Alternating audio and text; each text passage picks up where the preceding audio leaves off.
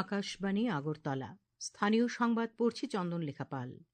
এখনকার বিশেষ বিশেষ খবর হলো, মুখ্যমন্ত্রী অধ্যাপক ড মানিক সাহা বলেছেন, দেশ বিদেশের পর্যটকদের নিরাপত্তার কথা মাথায় রেখে রাজ্যে টুরিস্ট পুলিশ নিয়োগের পরিকল্পনা করছে রাজ্য সরকার। রাজ্য জুড়ে শীতের প্রকোপ বৃদ্ধির ফলে আগামীকাল থেকে 10ই জানুয়ারি পর্যন্ত রাজ্যের সমস্ত সরকারি অনুমোদনপ্রাপ্ত বিদ্যালয় এবং বেসরকারি বিদ্যালয়ে ছুটি ঘোষণা। প্রধানমন্ত্রী নরেন্দ্র মোদী বলেছেন, গত 1000 বছর ধরে সোমনাথ মন্দিরের স্থায়িত্ব দেশের অদম্য সভ্যতার চেতনাকেই প্রতিফলিত করে। দক্ষিণ ত্রিপুরা জেলাভিত্তিক ভগবান বিরসা মুন্ডা আন্ত এসটি হোস্টেল ফুটবল প্রতিযোগিতার বালিকা বিভাগের champion Belonia ST girls hostel. এখন সংবাদ বিস্তারিত। মুখ্যমন্ত্রী অধ্যাপক ড মানিক সাহা বলেছেন, দেশ বিদেশের পর্যটকদের নিরাপত্তার কথা মাথায় রেখে রাজ্যে টুরিস্ট পুলিশ নিয়োগের পরিকল্পনা করছে রাজ্য সরকার। স্পেশাল এক্সিকিউটিভ যখন নিয়োগ করা হবে, তাদের মধ্য থেকে বাছাই করে টুরিস্ট পুলিশ নিয়োগের দিকটিও খতিয়ে দেখছে রাজ্য সরকার। আজ জিরানিয়া শচীন্দ্রনগরে দ্বিতীয় পর্যায়ের স্বদেশ দর্শন প্রকল্পের অধীনে Tripura heritage village, amusement park সহ বিভিন্ন উন্নয়নমূলক প্রকল্পের ভিত্তিপ্রস্তর স্থাপন অনুষ্ঠানে তিনি একথা বলেন। মুখ্যমন্ত্রী বলেন, দেশি বিদেশি পর্যটকদের আকৃষ্ট করার ক্ষেত্রে রাজ্যের পর্যটন দপ্তর নিরলসভাবে কাজ করে চলেছে। এই ক্ষেত্রে সারা দেশের মধ্যে উল্লেখযোগ্য স্থানে চলে এসেছে ত্রিপুরা। পর্যটন খাতে পরিকল্পিত বিনিয়োগ, পরিকাঠামোর উন্নয়ন এবং যোগাযোগ ব্যবস্থার সম্প্রসারণ রাজ্যের অর্থনীতিকে নতুন গতি দিয়েছে। আজকের এই অনুষ্ঠানে উপস্থিত ছিলেন পর্যটন মন্ত্রী সুশান্ত চৌধুরী এবং পশ্চিম ত্রিপুরা জেলার জেলা সভাধিপতি বিশ্বজিৎ শীল।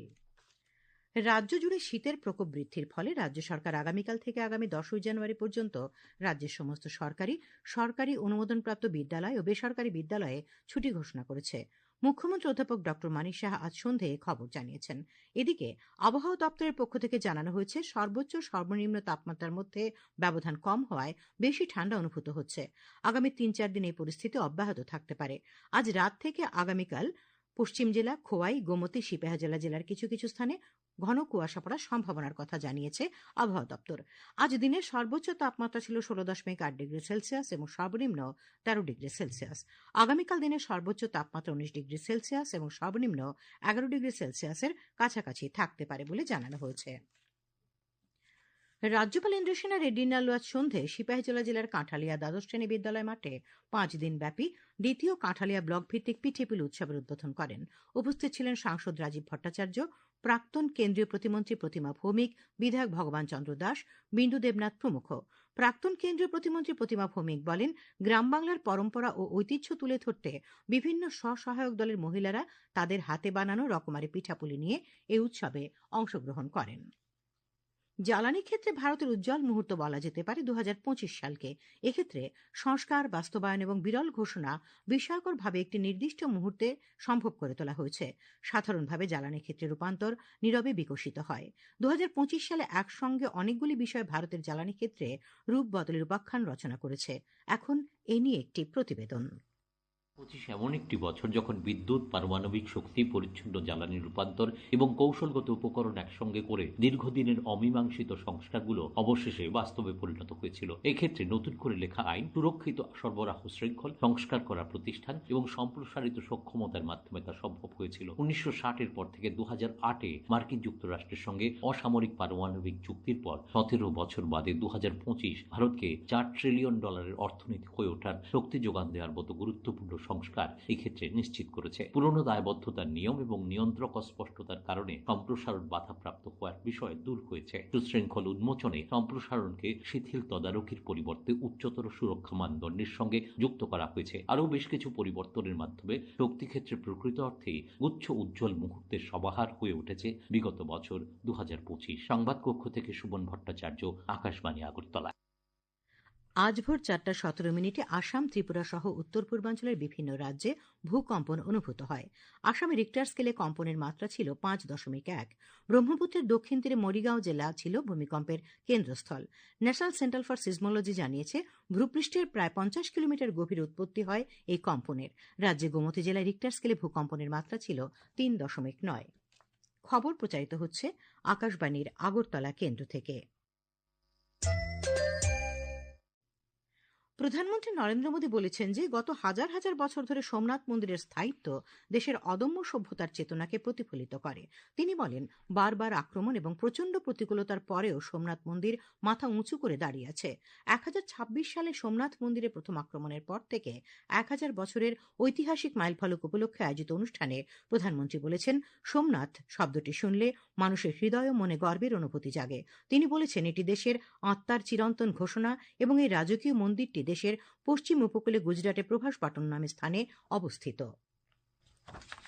शास्त्रों में ये भी कहा गया है, सोमलिंगम नरो दृष्ट्वा सर्व पापैः प्रमुच्यते लभते फलम मनोवांछितम मृतः स्वर्गम समाश्रियेत। अर्थात सोमनाथ शिवलिंग के दर्शन से व्यक्ति अपने सभी पापों से मुक्त हो जाता है।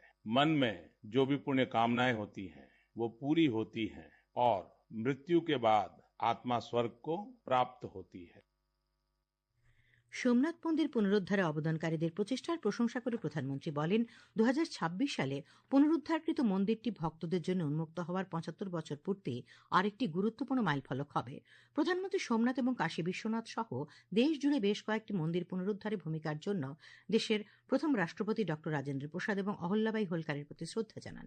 তিনি 1890-এর দশকে স্বামী বিবেকানন্দের সোমনাথ সফরের কথা স্মরণ করেন এবং 1897 সালে তাঁর চেন্নাই বক্তৃতা উদ্ধৃত করেন, যেখানে বিবেকানন্দ বলেছিলেন যে সোমনাথের মতো মন্দিরগুলি ভারতের ইতিহাস এবং চেতনা সম্পর্কে বইয়ের চাইতেও বেশি কিছু প্রকাশ করে। প্রধানমন্ত্রী উল্লেখ করেন যে বিশ্ব আশার সঙ্গে ভারতের দিকে তাকিয়ে আছে এবং তারা দেশের উদ্ভাবনী তরুণদের উপর বিনিয়োগ করতে চায়। প্রধানমন্ত্রী বলেন, ভারতের শিল্প, সংস্কৃতি, সঙ্গীত এবং বেশ কয়েকটি উৎসব বিশ্বব্যাপী ছড়িয়ে পড়েছে। অন্যদিকে যোগব্যায়াম এবং আয়ুর্বেদ সুস্থ জীবনযাত্রার প্রচারের মাধ্যমে বিশ্বব্যাপী প্রভাব ফেলেছে। তিনি উল্লেখ করেন যে কিছু গুরুত্বপূর্ণ বৈশ্বিক চ্যালেঞ্জের সমাধানও আমাদের দেশ থেকে বেরিয়ে আসছে। কেন্দ্রীয় কৃষি ও কৃষক কল্যাণমন্ত্রী শিবরাজ সিং চৌহান বলেছেন যে বিকশিত ভারত জি-রামজি আইনটি পূর্ববর্তী এমজিএনরেগা প্রকল্পে স্বচ্ছতা আনতেই আনা হয়েছে। আজ তামিলনাড়ুর ইরোডে কৃষকদের উদ্দেশ্যে ভাষণ দিতে গিয়ে মন্ত্রী বলেন যে এই প্রকল্পটি সুবিধাভোগীদের জন্য 125 দিন পর্যন্ত বাড়ানো হয়েছে। তিনি বলেন, গ্রামীণ পরিকাঠামো শক্তিশালী করা হবে যাতে কৃষকরা উপকৃত হতে পারেন। গ্রামীণ ভারতের উন্নয়নে এক নতুন দিশা দেখাতে চলেছে ভিভিজি-রামজি বা বিকশিত ভারত জি-রামজি আইন 2025। এই আইন গ্রামীণ মানুষের জীবন ও জীবিকায় গুরুত্বপূর্ণ পরিবর্তন আনতে চলেছে। এখন এ নিয়ে একটি প্রতিবেদন।